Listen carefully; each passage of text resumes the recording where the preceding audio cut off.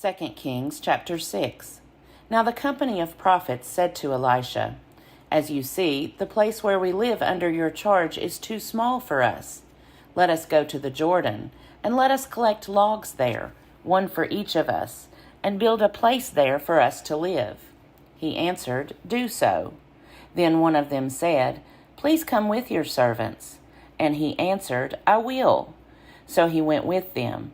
When they came to the Jordan, they cut down trees.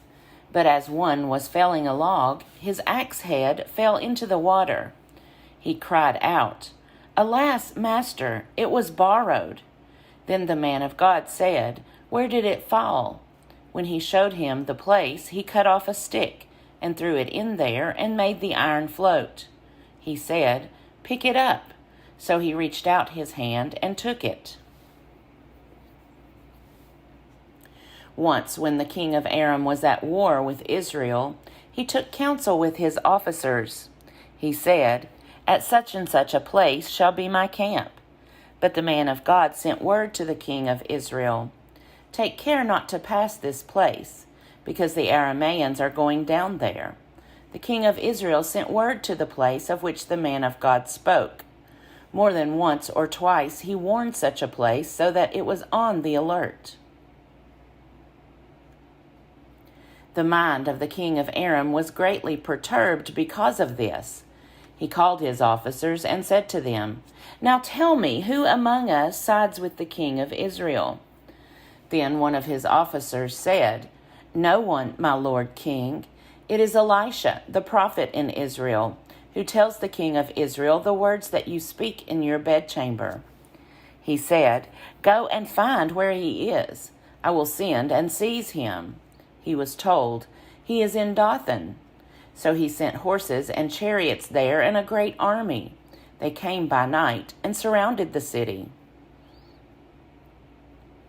When an attendant of the man of God rose early in the morning and went out, an army with horses and chariots was all around the city. His servant said, "Alas, master, what shall we do?" He replied, "Do not be afraid, for there are more with us than there are with them."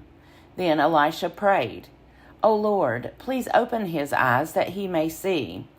So the Lord opened the eyes of the servant, and he saw. The mountain was full of horses and chariots of fire all around Elisha. When the Arameans came down against him, Elisha prayed to the Lord and said, "Strike this people, please, with blindness." So he struck them with blindness, as Elisha had asked. Elisha said to them, "This is not the way, and this is not the city. Follow me, and I will bring you to the man whom you seek." And he led them to Samaria. As soon as they entered Samaria, Elisha said, "O Lord, open the eyes of these men so that they may see." The Lord opened their eyes, and they saw that they were inside Samaria. When the king of Israel saw them, he said to Elisha, "Father, shall I kill them? Shall I kill them?" He answered, "No." "Did you capture with your sword and your bow those whom you want to kill? Set food and water before them so that they may eat and drink, and let them go to their master." So he prepared for them a great feast. After they ate and drank, he sent them on their way, and they went to their master. And the Arameans no longer came raiding into the land of Israel. Some time later, King Ben-Hadad of Aram mustered his entire army. He marched against Samaria and laid siege to it. As the siege continued, famine in Samaria became so great that a donkey's head was sold for 80 shekels of silver, and 1/4 of a cab of dove's dung for 5 shekels of silver. Now as the king of Israel was walking on the city wall, a woman cried out to him, "Help, my lord king." He said, "No, let the Lord help you. How can I help you? From the threshing floor or from the winepress?" But then the king asked her, "What is your complaint?" She answered, "This woman said to me, 'Give up your son, we will eat him today, and we will eat my son tomorrow.' So we cooked my son and ate him. The next day I said to her, "Give up your son, and we will eat him." But she has hidden her son. When the king heard the words of the woman, he tore his clothes. Now since he was walking on the city wall, the people could see that he had sackcloth on his body underneath. And he said, "So may God do to me and more, if the head of Elisha son of Shaphat stays on his shoulders today." So he dispatched a man from his presence. Now Elisha was sitting in his house, and the elders were sitting with him. Before the messenger arrived, Elisha said to the elders, "Are you aware that this murderer has sent someone to take off my head? When the messenger comes, see that you shut the door and hold it closed against him. Is not the sound of his master's feet behind him?" While he was still speaking with them, the king came down to him and said, "This trouble is from the Lord. Why should I hope in the Lord any longer?" 2 Kings chapter 7. But Elisha said, "Hear the word of the Lord. Thus says the Lord, tomorrow about this time a measure of choice meal shall be sold for a shekel, and 2 measures of barley for a shekel, at the gate of Samaria." Then the captain on whose hand the king leaned said to the man of God, "Even if the Lord were to make windows in the sky, could such a thing happen?" But he said, "You shall see it with your own eyes, but you shall not eat from it." Now there were 4 leprous men outside the city gate, who said to one another, "Why should we sit here until we die? If we say, 'Let us enter the city,' the famine is in the city, and we shall die there. But if we sit here, we shall also die. Therefore, let us desert to the Aramean camp. If they spare our lives, we shall live, and if they kill us, we shall but die." So they arose at twilight to go to the Aramean camp. But when they came to the edge of the Aramean camp, there was no one there at all. For the Lord had caused the Aramean army to hear the sound of chariots and of horses, the sound of a great army, so that they said to one another, "The king of Israel has hired the kings of the Hittites and the kings of Egypt to fight against us." So they fled away in the twilight and abandoned their tents, their horses, and their donkeys, leaving the camp just as it was, and fled for their lives. When these leprous men had come to the edge of the camp, they went into a tent, ate and drank, carried off silver, gold, and clothing, and went and hid them. Then they came back, entered another tent, carried off things from it, and went and hid them. Then they said to one another, "What we are doing is wrong. This is a day of good news. If we are silent and wait until the morning light, we will be found guilty. Therefore let us go and tell the king's household." So they came and called to the gatekeepers of the city, and told them, "We went to the Aramean camp, but there was no one to be seen or heard there, nothing but the horses tied, and the donkeys tied, and the tents as they were." Then the gatekeepers called out and proclaimed it to the king's household. The king got up in the night and said to his servants, "I will tell you what the Arameans have prepared against us. They know that we are starving, so they have left the camp to hide themselves in the open country, thinking, 'When they come out of the city, we shall take them alive and get into the city.' One of his servants said, 'Let some men take 5 of the remaining horses, since those left here will suffer the fate of the whole multitude of Israel that have perished already. Let us send and find out.' So they took 2 mounted men, and the king sent them after the Aramean army, saying, 'Go and find out.' So they went after them as far as the Jordan. The whole way was littered with garments and equipment that the Arameans had thrown away in their haste. So the messengers returned and told the king. Then the people went out and plundered the camp of the Arameans. So a measure of choice meal was sold for a shekel, and 2 measures of barley for a shekel, according to the word of the Lord. Now the king had appointed the captain on whose hand he leaned to have charge of the gate. The people trampled him to death in the gate, just as the man of God had said when the king came down to him. For when the man of God had said to the king, 2 measures of barley shall be sold for a shekel, and a measure of choice meal for a shekel, about this time tomorrow in the gate of Samaria. The captain had answered the man of God, Even if the Lord were to make windows in the sky, could such a thing happen? And he had answered, You shall see it with your own eyes, but you shall not eat from it. It did indeed happen to him. The people trampled him to death in the gate. 2 Kings chapter 8. Now Elisha had said to the woman whose son he had restored to life, Get up and go with your household, and settle wherever you can. For the Lord has called for a famine, and it will come on the land for 7 years. So the woman got up and did according to the word of the man of God. She went with her household and settled in the land of the Philistines 7 years. At the end of the 7 years, when the woman returned from the land of the Philistines, she set out to appeal to the king for her house and her land. Now the king was talking with Gehazi, the servant of the man of God, saying, Tell me all the great things that Elisha has done. While he was telling the king how Elisha had restored a dead person to life, the woman whose son he had restored to life appealed to the king for her house and her land. Gehazi said, My lord king, here is the woman, and here is her son whom Elisha restored to life. When the king questioned the woman, she told him. So the king appointed an official for her, saying, Restore all that was hers, together with all the revenue of the fields from the day that she left the land until now. Elisha went to Damascus while King Ben-Hadad of Aram was ill.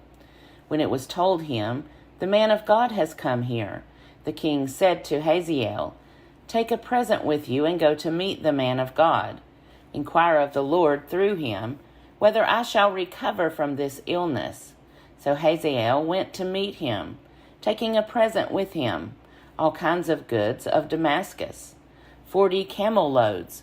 When he entered and stood before him, he said, Your son, King Ben-Hadad of Aram, has sent me to you, saying, Shall I recover from this illness?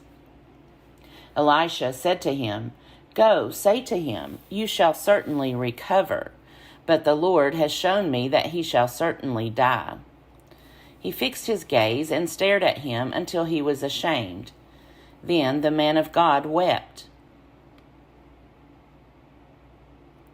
Hazael asked, Why does my Lord weep? He answered, Because I know the evil that you will do to the people of Israel. You will set their fortresses on fire. You will kill their young men with the sword, dash in pieces their little ones, and rip up their pregnant women. Hazael said, What is your servant, who is a mere dog, that he should do this great thing? Elisha answered, The Lord has shown me that you are to be king over Aram. Then he left Elisha and went to his master Ben-Hadad, who said to him, What did Elisha say to you? And he answered, He told me that you would certainly recover. But the next day he took the bed cover and dipped it in water and spread it over the king's face until he died. And Hazael succeeded him. In the 5th year of King Joram, son of Ahab of Israel, Jehoram, son of King Jehoshaphat of Judah, began to reign. He was 32 years old when he became king, and he reigned 8 years in Jerusalem. He walked in the way of the kings of Israel, as the house of Ahab had done, for the daughter of Ahab was his wife. He did what was evil in the sight of the Lord. Yet the Lord would not destroy Judah, for the sake of his servant David, since he had promised to give a lamp to him and to his descendants forever. In his days Edom revolted against the rule of Judah, and set up a king of their own. Then Joram crossed over to Zair with all his chariots. He set out by night and attacked the Edomites and their chariot commanders who had surrounded him. But his army fled home. So Edom has been in revolt against the rule of Judah to this day. Libnah also revolted at the same time. Now the rest of the acts of Joram and all that he did, are they not written in the book of the annals of the kings of Judah? So Joram slept with his ancestors, and was buried with them in the city of David. His son Ahaziah succeeded him. In the 12th year of King Joram, son of Ahab of Israel, Ahaziah, son of King Jehoram of Judah, began to reign. Ahaziah was 22 years old when he began to reign.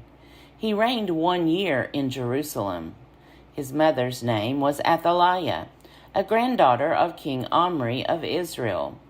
He also walked in the way of the house of Ahab, doing what was evil in the sight of the Lord, as the house of Ahab had done, for he was son-in-law to the house of Ahab.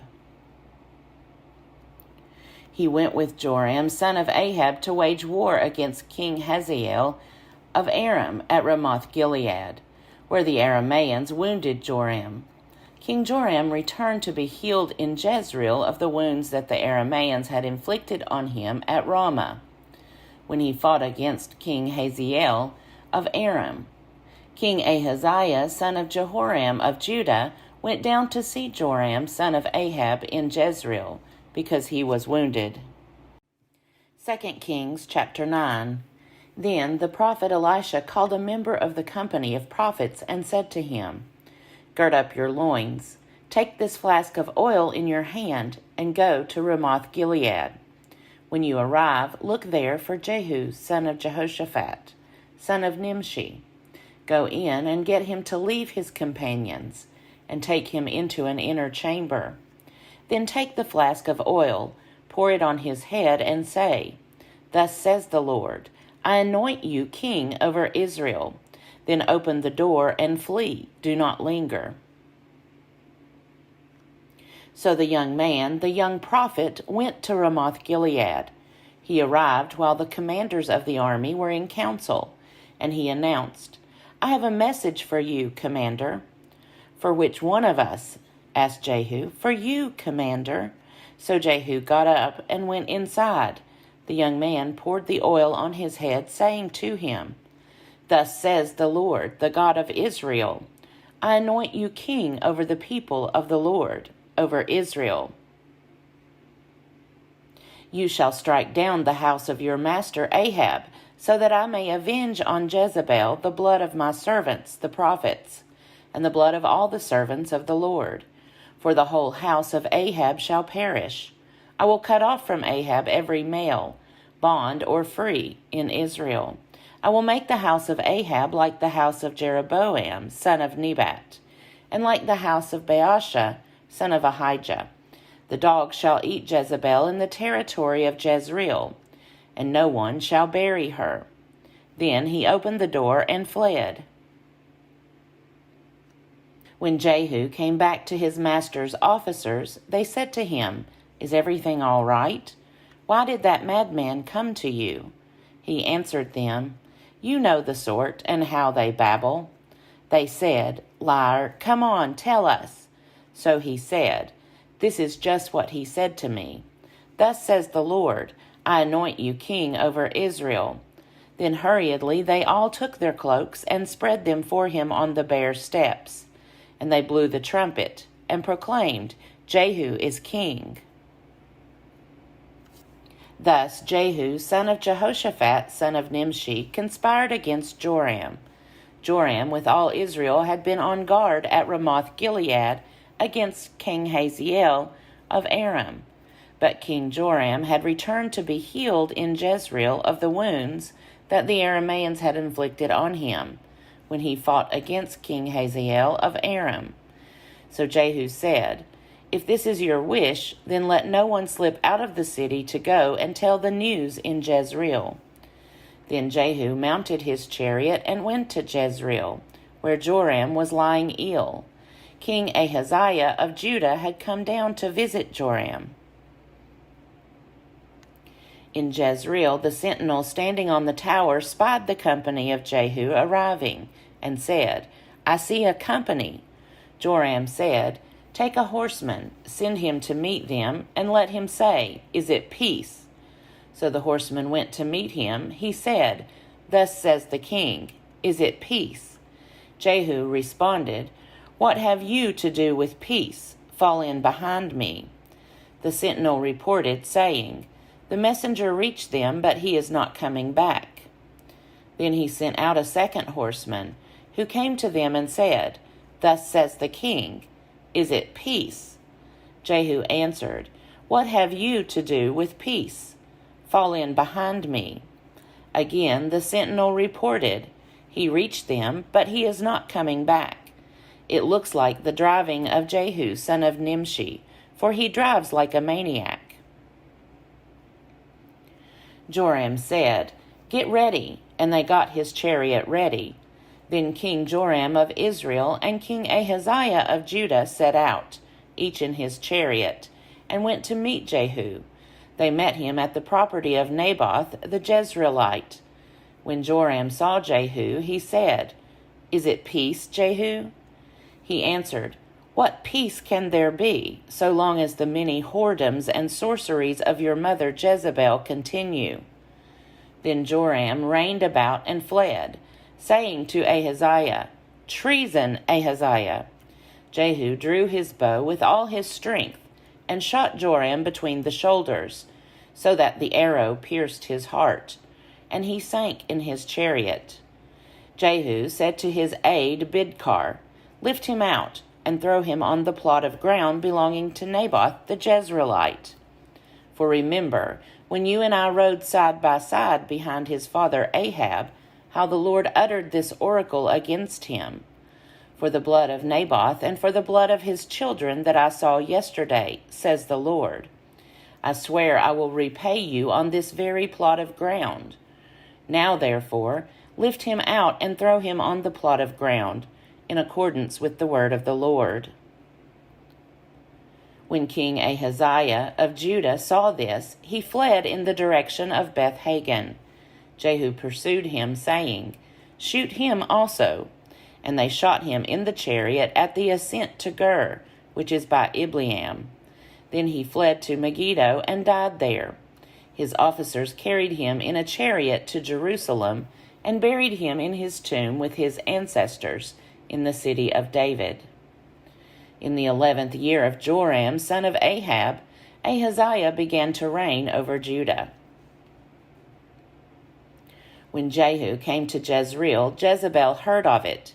She painted her eyes and adorned her head and looked out of the window. As Jehu entered the gate, she said, Is it peace, Zimri, murderer of your master? He looked up to the window and said, Who is on my side? Who? 2 or 3 eunuchs looked out at him. He said, Throw her down. So they threw her down. Some of her blood spattered on the wall and on the horses, which trampled on her. Then he went in and ate and drank. He said, See to that cursed woman and bury her, for she is a king's daughter. But when they went to bury her, they found no more of her than the skull and the feet and the palms of her hands. When they came back and told him, he said, This is the word of the Lord, which he spoke by his servant Elijah the Tishbite. In the territory of Jezreel, the dogs shall eat the flesh of Jezebel. The corpse of Jezebel shall be like dung on the field in the territory of Jezreel, so that no one can say, This is Jezebel. 2 Kings chapter 10. Now Ahab had 70 sons in Samaria.